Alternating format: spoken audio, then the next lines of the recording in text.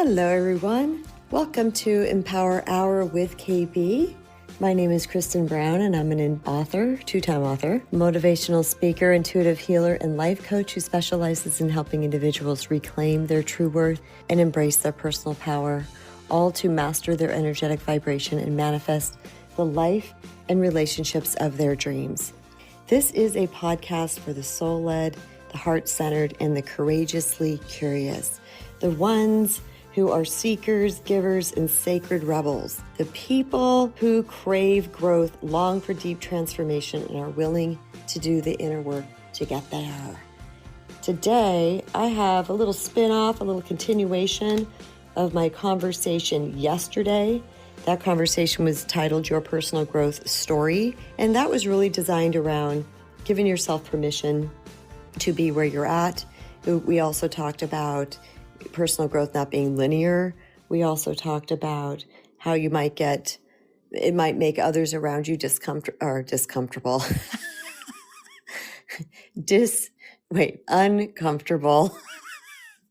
Oh God. I love when I mess up words. It's funny. I love when other people mess up words too. It cracks me up. So today we're going to be jumping into 8 key truths for personal growth. I'm really excited about this because as I am with all of my conversations, I know that the more we know, the better we are able to navigate situations that are uncomfortable for us, how we are better able to reach for the stars and the things we want and to rebuild the foundation that is supporting us through life. And sometimes for some of us, that foundation is pretty weak. It's pretty skinny. It's maybe 3/4 of an inch thick when that can't really support the life and the relationships that we want. So it's in digging that deeper foundation. Think about a foundation that you would put a shed on, just a little 10 by 10 shed, the foundation, even if some of those sheds don't even need a foundation, or it's just 2x4s. Whereas if you're going to build a skyscraper, which is your Mac Daddy awesome life, or your Mac Mommy, we can say that too, awesome life, then you're going to need this deep foundation. And this is what the personal growth journey is all about. It's about realizing that we have the ability to change ourselves. It's about putting us in the power seat of our life. It's about understanding that the brain is neuroplastic, which means it can change. It can change. So these patterns and habits that we have been in for quite some time, sometimes a lifetime, doesn't mean they're there forever. A lot of times people will say, well, I am what I am. This is just as good as it's going to get. And really, they're giving themselves a sentence because they're saying that I am unchangeable. I have zero power to change myself and to work on myself. And this is just as good as it gets. And for some people, that might be okay. I am not here to judge anybody's life or the path that they chose or where they want to be, or if they want to be stagnant or if they want to be ever flowing and growing. That's up to an individual. But I do like to draw that visual to people that we do have the choice whether we want to do that or not. And so if you're a person who has not reached for the stars and really understood the power that you have, maybe now you will understand that you do have the power. And it becomes a choice at that point of whether or not you truly want to do the things that are going to shift your life in the most profound ways. And oftentimes it can be the most minutest, minuscule, little gentle changes within us that yield the biggest impact. Sometimes we think it's going to be this big, huge, awesome change that's going to happen and everything is going to fall in line after that. No, it's about moving forward one step at a time. Keep going. Some of the most minuscule, tiniest, gentlest things that I did created large impact in my life because it was a shift in perception. And a shift in perception creates a change in direction. So when we can alter just even the way we're thinking about something, the way we're viewing something, holy moly, big things can come. It's just in one little tiny shift. I get so excited about this. If you would see me on a video right now, my eyes tear up. I get so excited. I would be throwing my hands in the air because knowing that we have this power makes life really fruitful. It makes it worth living. And knowing that we can create outcomes that we want. Sometimes we don't know how those outcomes are going to come. We just know that healing our inner world will greatly and positively affect our outer world. The personal growth journey is deeply individual, but there are some universal truths that tend to emerge along the way. And when we understand these, it can make the journey a little bit more comfortable because sometimes things come out of nowhere. We're like, oh man. And of course, the brain wants to fight against what's not familiar. That is the way the brain is designed. If it doesn't feel familiar, it's saying bad, bad, bad, bad, because it wants to keep you in a little teeny tiny small box. That's how it keeps you quote unquote safe and protected. But it's also keeping us small. It's keeping us stagnant. It's keeping us in the same cyclical patterns over and over and over again. So by understanding these things that may arise, that brings it into your consciousness where you're aware and you can say, oh, okay, this is what's arising right now, but this is normal and natural. This is normal and natural because I'm going against the grain of the ego. I'm going against the grain of that voice inside my head that's trying to keep me small and protected. So knowing that up front, that's going to help you navigate those situations a little bit more purposefully, I guess would be a great word. Okay, the first one is growth is often uncomfortable because real growth often requires, I don't want to say often, it does require stepping outside of our comfort zones. It involves confronting fears, letting go of old identities, facing parts of yourself you'd rather avoid, looking at your past, the places that you need to take responsibility and accountability. It's about looking at the consequences of your behaviors. You know, these type of things really can feel uncomfortable to a person. For some strange reason, it wasn't that uncomfortable for me. And I think it's because I hit bottom, and I didn't give a crap what I had to do. I did not care. So it really wasn't that uncomfortable. But it was also because I was meditating a lot. I think I was in such a neutral place of just wanting to know. I was gathering information into my basket. I was just walking along the path going, okay, this, kind of like a grocery store where you're just grabbing things off the shelf. That's pretty much what I was doing. So keep in mind, it doesn't always have to be that uncomfortable if you view it through a different lens. If you view it through the lens of shame, which a lot of people do because we have hidden shame, it's going to feel really gross because you're already feeling ashamed. Then you're like, oh God, I slept with that person on the first date, or oh my God, I chased that person, or was needy, or stage 5 clinger, or whatever. Come up with it, whatever it is for you. And understand that you can view it through one lens or the other. So yes, it can be uncomfortable to look at those things, but it doesn't always have to be. And no judgment, where you are at on this journey. You get to be where you're at. That's all there is to it. That's why these journeys are so personal. That's why they're so incredibly personal, because oftentimes people don't understand because they're not doing the work themselves. And this is why it can be really, really imperative to work with a coach or a mentor or a therapist or whoever who actually understands. I will tell you this, and I'm not saying this with any sort of arrogance. I'm not. I'm just telling you the truth. Oftentimes, there are therapists out there who have not done the personal work themselves. So they're not really meeting that person with what they need to be met with. And I've had, my goodness, someone told me recently they've gone to therapy for 12 years. 12 years. And they said, I've gotten more out of these talks from you than I've gotten from my therapist or several therapists in 12 years. I've had someone say they've gone to therapy for 8 years and said that to me. I have someone who said they've gone to therapy for 4 years and have said that to me. That's not because I think those therapists are bad, but what they're trying to do, they are getting that seenness and that validation and that deep, deep understanding, which some therapists don't do. That doesn't mean they're bad. I know many, many people who have had amazing therapists and have just rocked through their therapy because of that. What I'm saying is that finding somebody who has done the work before you and has prevailed, that's the key. To me, that's the best place to be. When you have found somebody who has done the work before you and they have prevailed in that area, that's key. However, what may come with that is some really big truths, some really in your face truths that you might be like, oh, I'm still trying to hide from that. And I don't like that because I don't want to see that yet. Well, you can always ask for a gentle session if you're not in that position. But do know that, oh gosh, there's this guy that I don't know how I found him, but he's on TikTok and he's the dating coach. And this man, boy, he is straight. he is a straight talker. People are talking, they come up and ask questions. He's rubbing his brow like, oh my God. He's like, bro, stop. He's got these huge amount of following because they appreciate that straight talk. They want the straight talk. They don't want the fluff.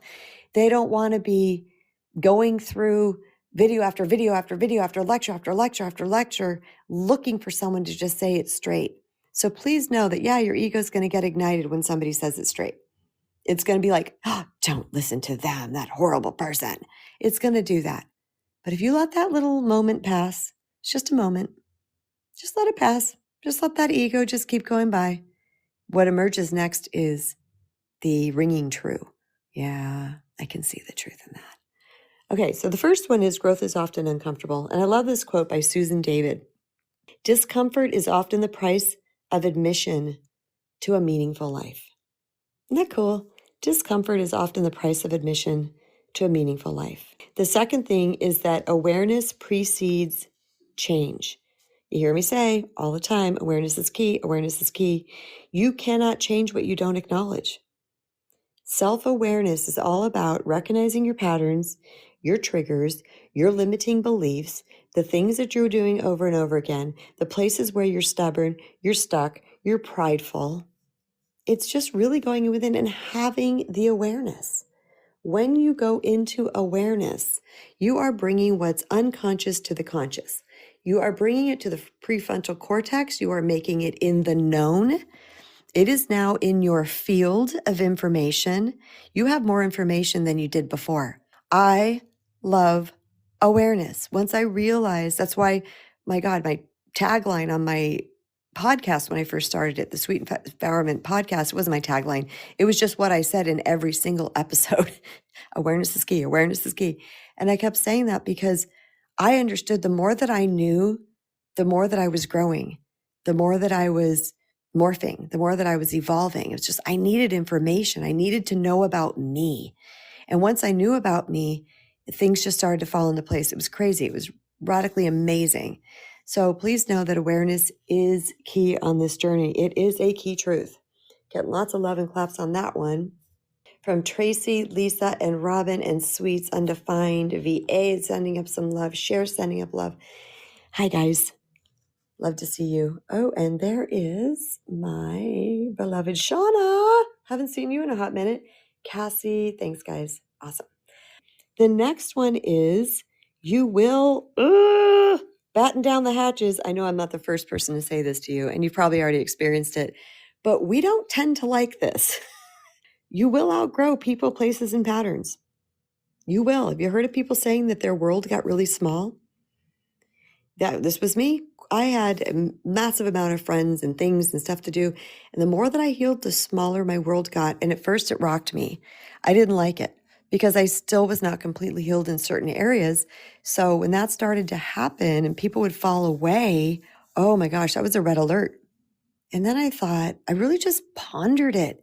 And although it might have been sad to lose certain people because we like what's familiar, we like what the patterns, we like these people in our life and these type of things, I started to realize in the grand scheme of things, they would hold me back because they were not willing to see things through my perspective. I've had people say things like, oh, I talk to certain people and they get into this coachy mode. And I've really pondered this. I'm like, is it really a coachy mode, or if that's just how they think now? They just see things differently now. They see things through a different lens. Now, again, I always say we do need to validate people's experiences, understand where they're coming from, and act with empathy and compassion. That's really what we as individuals need. So we don't need to launch into all of our wisdom out of the gate. It really involves asking permission. Like, do you really want to know what I think about this? Or are you ready for some next level thinking? That type of thing will really help that, rather than just coming in with all your wisdom and knowledge and piling it onto somebody who's right now just needs to know that they're not crazy. So there is that piece to it. But you will outgrow people. There may be environments that you're no longer aligned with. Your values are going to change. Your vision might change. And although it can be painful, it is necessary for continued growth. A friend of mine just asked me at the gym this morning, said, did you do anything for Labor Day? And I said, no. We went to Home Depot and returned a plant. that died. And it was on my Apple Pay, and it took this long time because I couldn't find it, all these things. I didn't have the receipt or the tag. And we did that. And then we drove down to an outlet place to get my favorite pair of shoes because you guys have heard me talk about this. They are discontinued. They are discontinued. I love these. So I'm a little bit of a junkie with this. I have about 7 pairs now, but these are going to last me for probably 7 years, just so you guys know. I know it's a little bit excessive, but being a girl who is not a shopper, who doesn't, peruse Amazon and buy online stuff, it's like, this is kind of how I do things. It's like, here it is. I love this. I'm getting a bunch of pairs of this and I'm done. Anyway, so we went down to the outlet mall because that's, they often have the discontinued items, and we got those. And that was it. Husband made some food.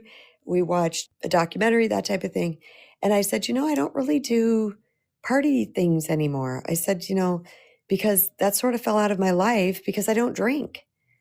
And I have some friends that I just love hanging out with. They're so much fun.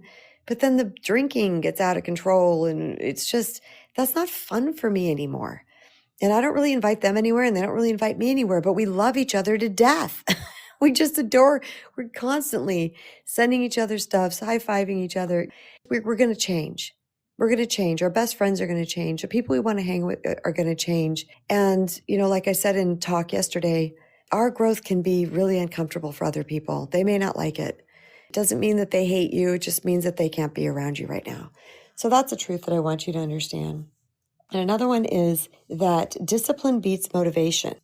Ooh, discipline beats motivation. What does that mean? It means you're not always going to feel like doing the work, but being disciplined with your habits, with your commitment, with your structure is going to carry you through the uninspired days, right? There's days that I don't want to hit the bed and do a meditation. I got stuff to do. I don't want to do that. And I'm like, no, you need this, Kristen. This is part of your self-care. And when you don't, you know what happens. When you're not consistent with your meditations, you know what happens. I just heard something today. I was listening to a Dr. Joe talk. I'm part of his live community. I pay him a yearly fee. I'm going to guess. I'm just saying this in case you guys are interested in it. It's like $109 or $119 for the year. And he gives a live talk every 4 weeks. And you can join it live or you get access to the replays. And I was listening to the replay this morning. And he said, I loved this because I'm really intuitive and always have been. Always, always, always, as far back as I can remember.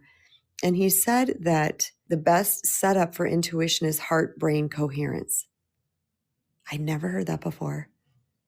Heart-brain coherence. So these are the type of things, we can pick up along our way when we're learning things. So I'm like, yeah, I also know that I get into fear, which is why, sorry, let me finish that point, is why my meditations are so important to me, and my spending alone time and my walking in nature and all the things that I do by myself are so important because it keeps me in that heart-brain coherence mode. And that's what I love to be, because I, just like anybody else, can fall into fear or overthinking or limited beliefs or these type of things. They're not super prevalent right now, to be honest with you, in my life, but I have had a history of that. And I do believe it's because I am keeping myself well meditated. Come on, that's funny. I'm well meditated. At least I cracked myself up. Okay. So discipline beats, thanks guys. You got me. Thank you for getting me. Not making me feel like I'm this lone ship out here. So discipline beats motivation, which means if we just have a plan of what we're going to do every day, then eventually you get into this role and you benefit from it. And there's times when you don't do it. And then you'll say, oh gosh, I need to get back to that. That's where I'm at now. I'm in a very slow rolling, not slow isn't the right word. It just flow, just purposeful, just intentional, slow is not the right word. But I used to be fast. So would it be slow? I don't know. I don't know how to word that. But I used to be like, I called it panting energy. I got to rush. I got to do this. I got to upload this video. I got to make this. I was like that, where I was just blowing through my lunch and flying up the stairs to get back to my desk. I've slowed that whole thing down. But I'm not slow. So I don't know how to word that. If you guys come up with a good word, you can message me. But you get what I'm saying. I've just slowed my roll. I have powered back a little bit. Maybe, if you think about, in some type of jet, I just decreased power a little bit rather than being in that, just ridiculous really fear-based mode of I got to get it done now. I've gotten more into this calm mode. And this is where I like to be. This is my sweet spot in life. I love this spot. Within that, I don't need to be motivated. I don't have to go, okay, I got to get up and go. I am motivated. But it's not like I'm motivated. It's not like that. It's just, I'm just in a place where kind of my train has gone down this track so many times. It has its own, not thrust. I don't know these type of terms, but when a train gets going at first, it's like slow, it's slow. And then eventually it gains this momentum. And then the back of the train can actually begin to push the front of the train as well because this momentum has been created. Is this physics? I don't know. Again, not my wheelhouse. Coming up with words, I have no idea what I'm talking about. But you guys get what I'm saying. So I kind of have that. It's like this momentum that has been built based on me having disciplined habits that have really made me feel better, like sleeping. I used to go to bed at 10 o'clock, probably didn't fall asleep till 10:30. Now I'm like 9 o'clock. I want to be in bed at 9 o'clock. I want to get longer sleep than I had been getting because I get up kind of early and go to the gym, etc. So that's my new discipline. I told my husband last night, I said, you know what? Let's try to be in bed by 9. He's like, okay. He's all about that too. He likes to go to bed early. So that's our new thing. All right. The next one, which is number 5, you are not your thoughts or your emotions. Learning to observe rather than identify with your, internal experiences is a key part of emotional maturity. Thoughts are not facts. Thoughts are not facts. Emotions are not permanent. Emotions are not permanent. This is understanding that you are not your thoughts and you are not your emotions. There's a person in my life I used to say, tell me how you feel emotionally. And they would tell me their thoughts. I would say, no, those are your thoughts. Tell me how you feel. And they would tell me their thoughts. And I would say, no, tell me how you feel.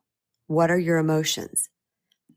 This person was so not adept at being in contact with their own emotional body, they didn't even know that was a thing. And that's why they were showing up in the world in a very maladaptive way, a very dysfunctional, hurtful way, because they weren't even in touch with their own. Not only that, people will think a thought and then it's just truth. Well, I thought the thought, it must be true. No. Our brain's doing a whole lot of thinkies and thoughties all throughout the day. Not everything we think is true. Becoming the observer of this rather than being whipsawed back and forth, this thought, that thought, this thought, that thought, this emotion, that emotion, and we're just all over the place. Why don't we just sit within that and observe, wow, I'm feeling like this. I'm feeling this. It's a huge part of the personal growth journey is to just let yourself be.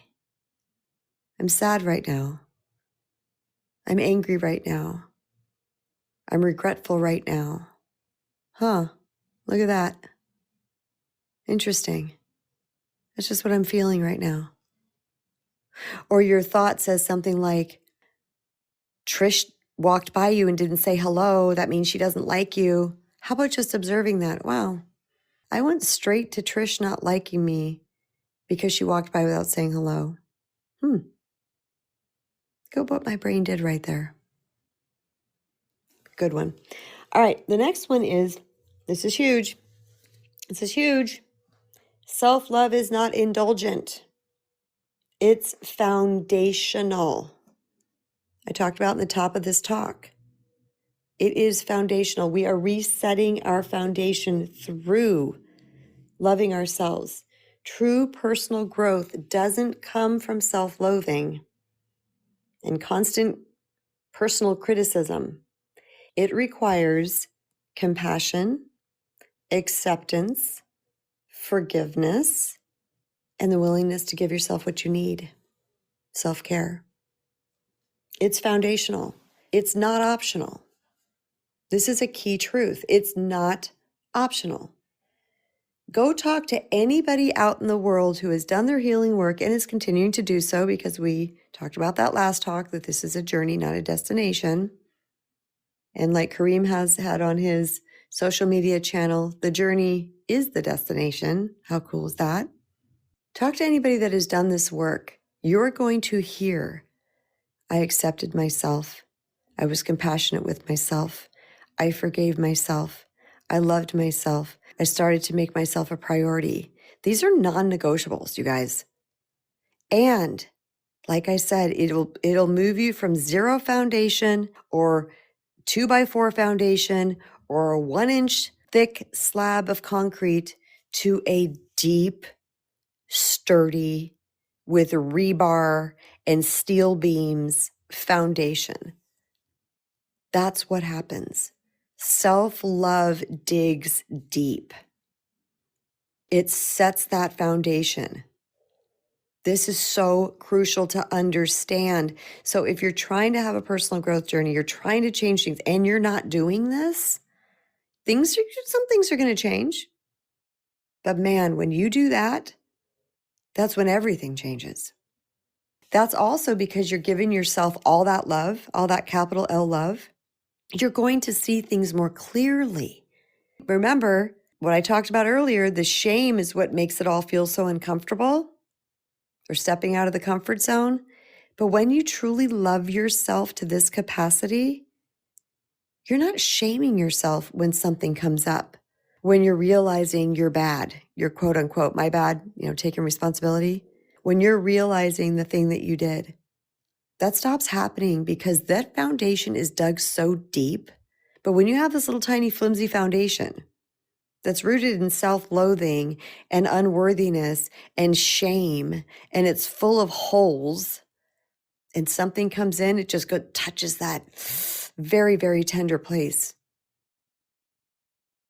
Self-love is key, and it is the miracle cure. I will say it from the rooftops till the day I die. If you haven't yet purchased my book, The Recovering People Pleaser, and you're interested, I invite you to do so. It's on 40,000 major book-selling sites. The link is on my link tree to the Amazon site for that. I have a whole chapter on self-love, the miracle cure. It's the miracle cure. And it's truly how to implement, how to put into place self-love that really changes you. I know it seems so fluffy. Have you tried forgiving yourself? Have you tried letting yourself off the hook? Have you tried comforting yourself? Have you tried accepting yourself?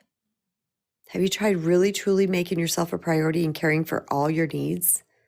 Oh, you're going to move the needle in your life. Sister, brother, I promise you will. All right, we got Amani coming up. Welcome, Amani. Kristen, you're always in my closet. I need you to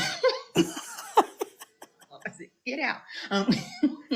Am I in the corner or the closet? Closet. You are taking up residence in my closet. It's like everything you talk about is like so on point, and it's so confirming that I am on the right track for myself.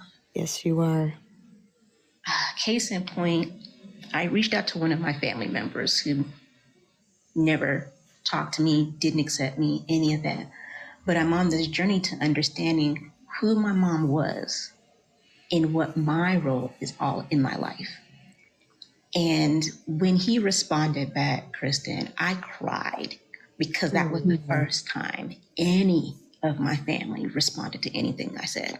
Wow. And for him to say, I know what you went through was difficult, he said, but at the end of the day, your mom really did love you. Your stepdad really did love you. They adored you. They just did the best they could with what they had. And who was this to you? Just a family member? Yeah, my uncle, my mom's youngest brother. Okay, your uncle. Gotcha. Yeah, they are 15 years apart. Okay. And for him to just reaffirm that, and him to tell me how adored I am and how wonderful I am, and that he's proud of me. Oh. He doesn't know anything. There's nothing like that. Yes, for him to say that, I cried tears of joy this morning, and I'm grateful I gave myself permission to do that, because growing up, I wasn't allowed to have emotions. Crying was a weakness. But for me to give myself permission to take a chance on myself, to believe more in myself and why I'm here and what I'm capable of, and that I am not my past. I am not the decision other people made, even though I'm suffering for some of them, but it's not my responsibility. I am a good human. And it's relearning and unlearning to relearn all of this, the symptoms and all of the, highlight reels that I kept replaying in my mind no longer have the power. Mm. They no longer have the power because I'm doing the work. I gave myself permission to do the work. I gave myself permission to process through my emotions at that time instead of just continuing to stuff them down. I have given myself to now talk about my past without getting upset, without bursting out in tears and saying, none of you understand me. No, I'm doing the work that's like, it's okay. I don't have to build a defense about who I am. I don't have to always have a defense when people don't understand. It's not necessary because it's not my business. And I used to make it so much my business of why don't they like me? Why don't they want to be around me? And there are so many things going on, right? Life is life. And some people just can't tell you, I am at capacity. I can't take on anything else. So the better thing for them to do is just not say anything at all. Right. I wish they would just say something, though. But I'm learning to be even okay with that because I'm looking at it is, Amani, did you do your part? Yeah. Yeah. Okay, good. What's the problem? As long as I'm doing my part to say, hey, did I do anything wrong? Did I offend? Okay, they didn't say anything, but did I say it clearly? Did I make my petition heard with a smooth, sound, rational voice? Was I an emotionally mature adult when I had this conversation? And when I look back at that, I'm like, you know what, Amani, you're doing the doggone thing. Look at how far you've come from your 30s, how far you came from your 20s, from your teenage years. You are an exceptional person because of the growth. You are an exceptional person because you didn't let any of those circumstances break you. You stayed the course. And so my prayer, my wish for everyone is stay the course. Give yourself permission. Give yourself grace. Forgive yourself for who you are so you can truly live in how you are. Thank you, Amani. And you know what she did, you guys? Because she often does this. She talked about number 8 on my list, which is your past shapes you, but it doesn't define you. And she said very clearly these 5 words: I am not my past. That is number 8. I am not my past. You are not bound by your history. You're not bound by your story. You're not bound for what those people did. You're not bound by what you did. Hello? I don't care if you were in the slammer for 12 years. You are not bound by that. We are ever changing, ever evolving beings. We are little participles of God, source, universe. We deserve honor, respect, kindness, love, no matter what we did. No matter what. No matter what was done to us. And moving away from that past, freedom, freedom, pure freedom. Let it behind you. Allow yourself to recall the fun times, the good times, but the rest, let it rest. Lay it to rest. Be done with it. We've often heard of people like in movies and whatnot, where they will change locations, they will move, let's say from Denver to Seattle. Why? Because they want to walk away from their past. They want a fresh start. But some of us don't have that option to change states and change people and change jobs. But we can walk away from our past in our minds. Maybe have a little ritual. Bury that part in a positive way. Lay it to rest. R.I.P. Let it be. I didn't mean to rhyme that. Lay it to rest. I've had to do this. And I've done it. And one of them was 6 months ago. I've talked about it on here. If you guys are someone who's stuck around for a while, you probably remember me talking about it, where my husband says, you keep talking about that. That's in the past. Oh, and it was a friend betrayal. It was a couple of different friend betrayals. And he was right.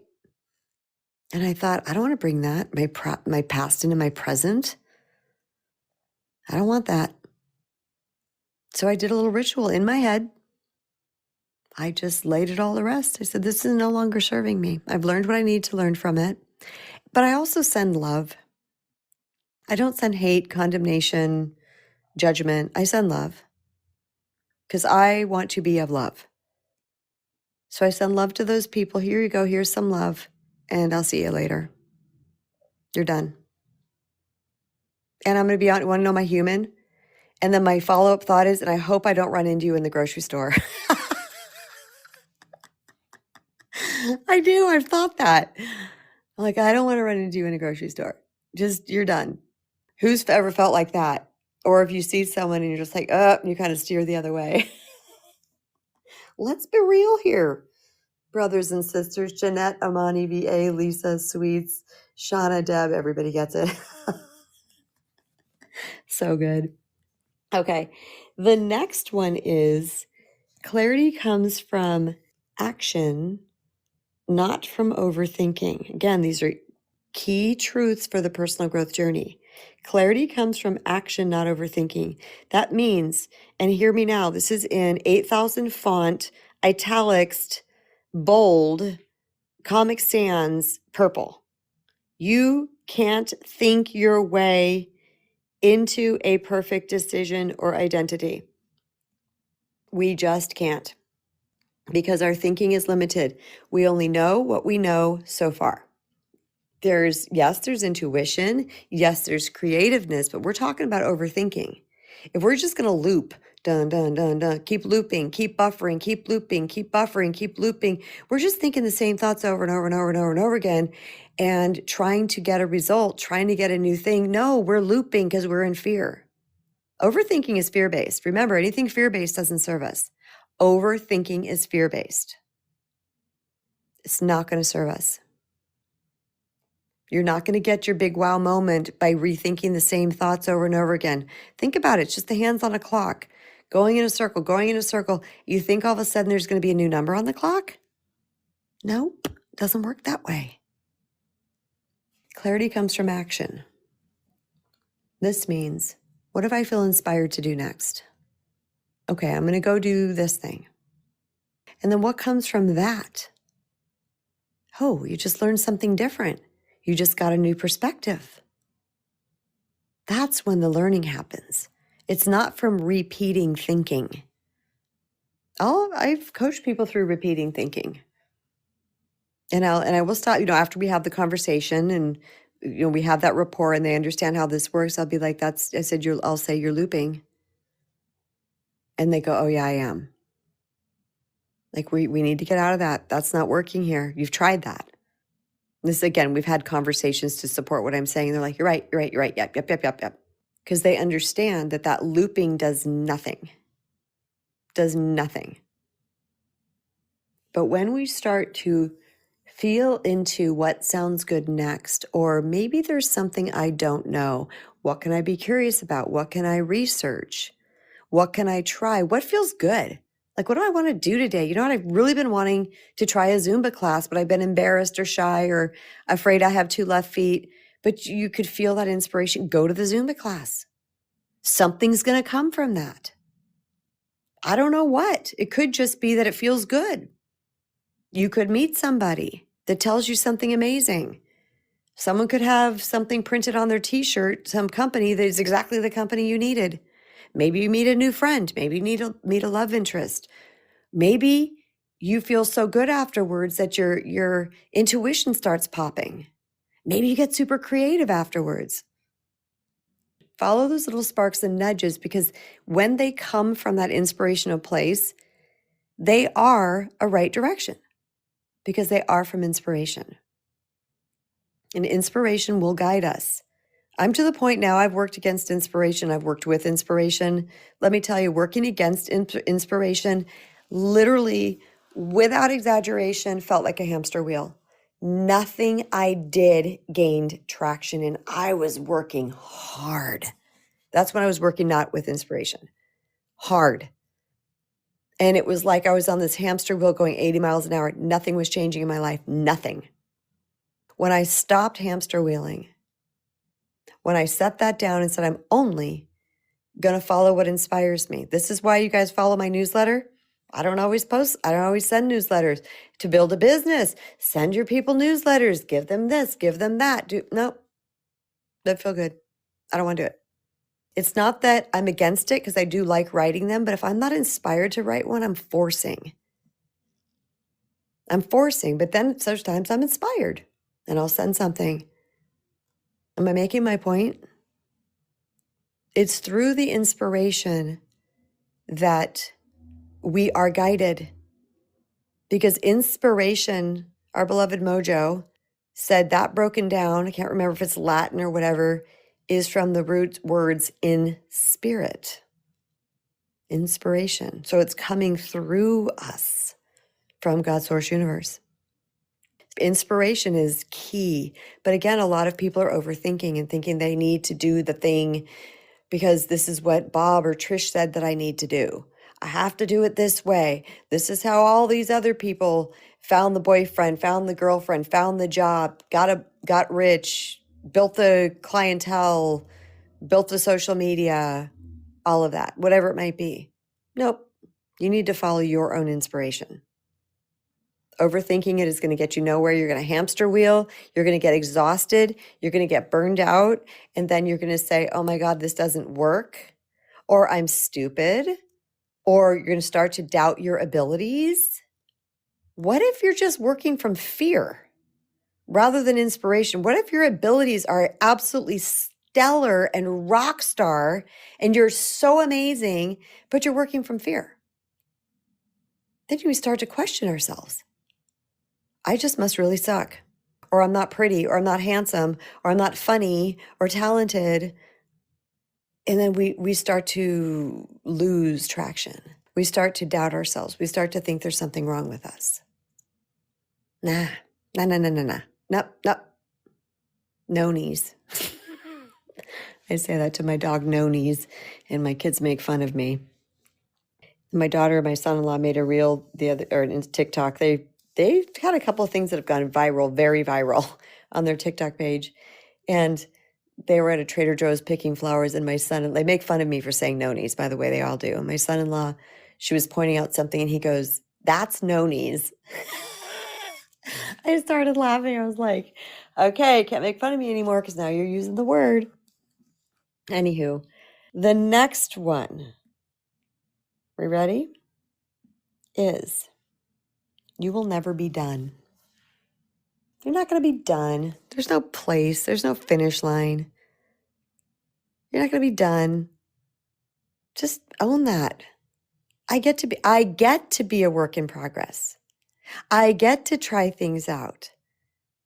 I get to research cause and effect.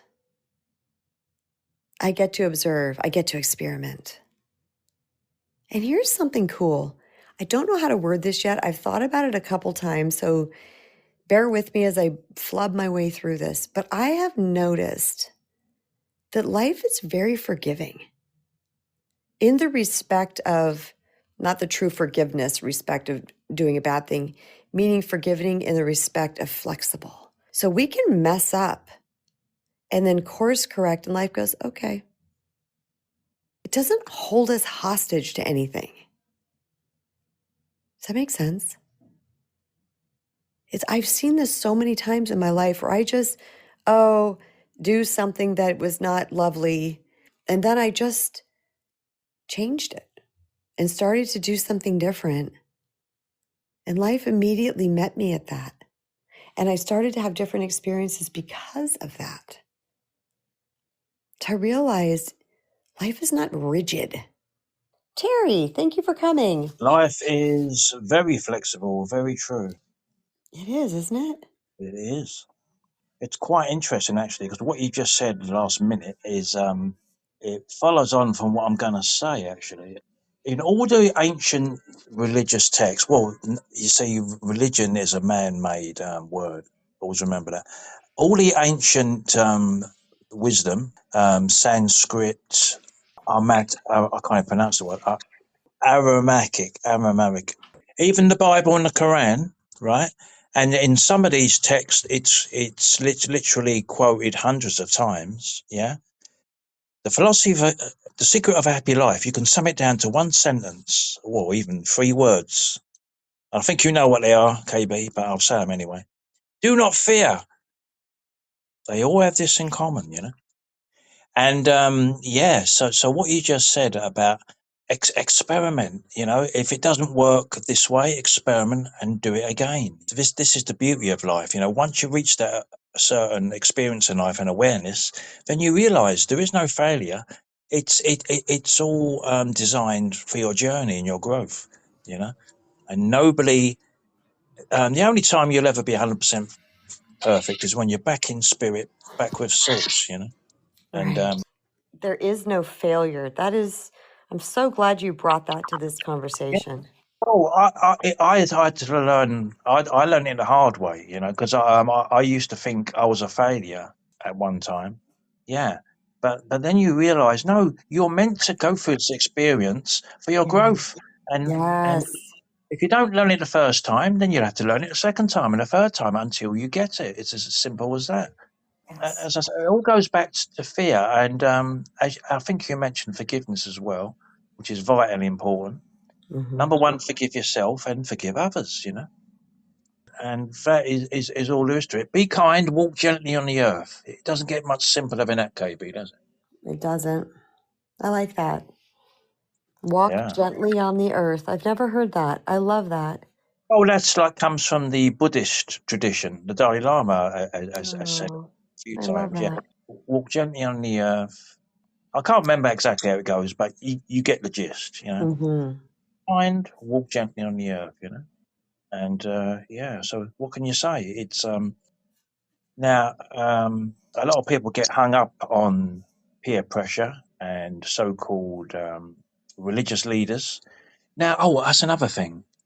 God fearing is a man-made construct. Yes. Yep. Anybody who says you should fear God, well, what can I say? It's why would you fear a God, if you want to call it God?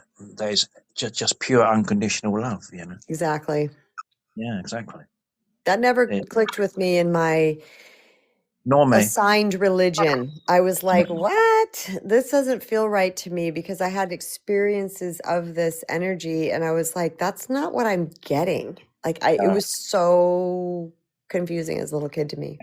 But you see, this is why fundamentalist religion of any kind has a lot to answer for, because it does put this idea in people's heads that they've got to be in fear all the time, otherwise they'll be struck by lightning, or they'll go to even worse, HELL. HE double hockey sticks.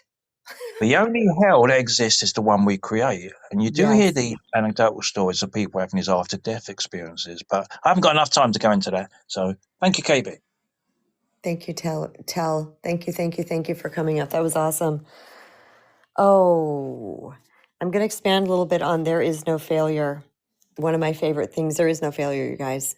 There is no failure. There is no failure.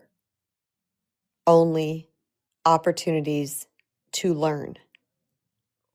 Only opportunities to learn. Doesn't that feel much better? How about if it's true? How about if it's capital T universal truth? There is no failures, only opportunities to learn. But man, we can be so dang hard on ourselves. We can be ruthless, relentless, nasty bullies and abusers to ourselves because we're telling ourselves we're supposed to be something else. What if you learn that truth? There is no failure. We will repeat experiences. Experiences will repeat until we learn. What's my whole story, you guys? Attracting abusive, cheaters, narcissistic type people over and over and over again. Why? Because I needed to learn how to love myself. I needed to learn that that was my energy reflecting out into the world, and that was being called to me based on how I treated me over and over and over again until I hit bottom of bottoms, broken homeless with 3 kids, cracked me open. And that was my personal growth journey. Now, I would say I've always been on a personal growth journey. I've never, not as condensed, right? I didn't get into my PhD section of it. I was always like growing, morphing, changing. I've always been about that. But this was when I really started to apply really poignant tools to myself. And they were spiritual concepts. They were spiritual concepts that I learned through things like the Tao Te Ching, A Course in Miracles, Buddhism. I would just learn spiritual concepts, Neil Donald Walsh, and all of his work, just things that made sense to me. And I said, okay, let me apply that. And it started to move the needle. We can read self-help books till the cows come home and the sheep and the birds and the lizards, and nothing will change until we start to apply certain principles to our lives. That's why I give these talks.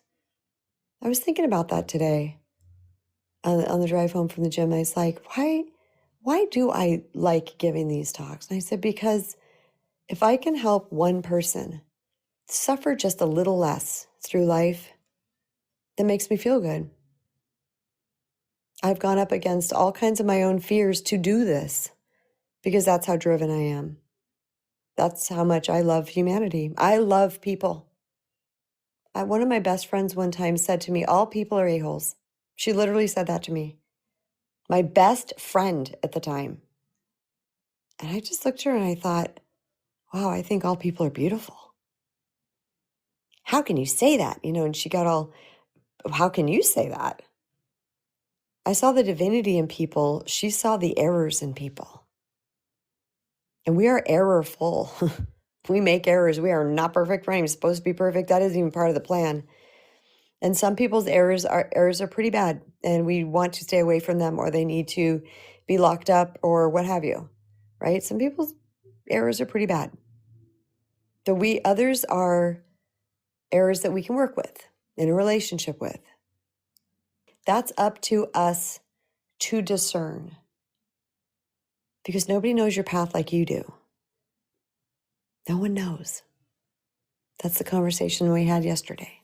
So if you haven't yet, check that one out. That's called your personal growth story or journey. I'm not sure how I titled it. And this one is 8 keys for personal growth to help you understand how this whole journey is supposed to look, so that you don't feel like you're just floating out in outer space and nobody gets you. Or when things come up, you're like, oh, that's right. I heard about this. I heard that this is part of the journey. I'm not crazy. Nothing's weird. I don't need to freak out and go climb back into my little cave again. This is just part of the whole gig. Okay. That's all. That's all. I appreciate you guys so much for being here and listening, and all the interaction that you give on these talks. I see all your love and claps coming up in your messages, and I don't always get to respond to those, but they're there. I see them. I appreciate them. Just like that one was from Miss Robin. So cute. Oh, someone has a Yoda picture. That's so cute. Bob, son of mom, has a picture of Yoda for the profile. It's really cute. Cassie, I see you too. Thank you. Jeanette, Cher, Robin, everybody. Oh, you guys are amazing. I'm looking forward to another conversation with you guys tomorrow. As always, if you have any questions or any topics you would like me to cover that are within my wheelhouse, like I said, then I'd be happy to do that. If there's anything you want a refresher of, something that you might be going through, you can tell me to keep it anonymous. Just say, you know what, can you talk about this? I'm kind of struggling with this right now. I could use a refresher. I could use a pick-me-up or some encouragement in this department. I am more than happy to do that, you guys. I just let my conversations come through inspiration, but I'm more than happy to talk about something that you would like to hear about, okay? Thanks for being here, everyone. I love you. I wish you the best. You're rock stars. Get yourself strapped into that driver's seat of your life. Claim your agency, and let's see you rock and roll, because I know you got it. I know you do. You're not more or less special than anybody else. Neither am I. We're all the same. And we all have this capacity. And I believe in you. If no one's ever said it, I believe in you. And I'm proud of you, because you've been through some rough ish. You've gone up against the masses. You have had people say and do things that were heinous. You're still here. You have had challenges unlike anybody else, and you're still here. And I'm proud of you. So be proud of yourself. Give yourself a really big hug. Mean it. Open your heart and mean it. Pat yourself on the back. Stroke your arms a little bit. Kiss your hand if you want. Give yourself the love. See you tomorrow.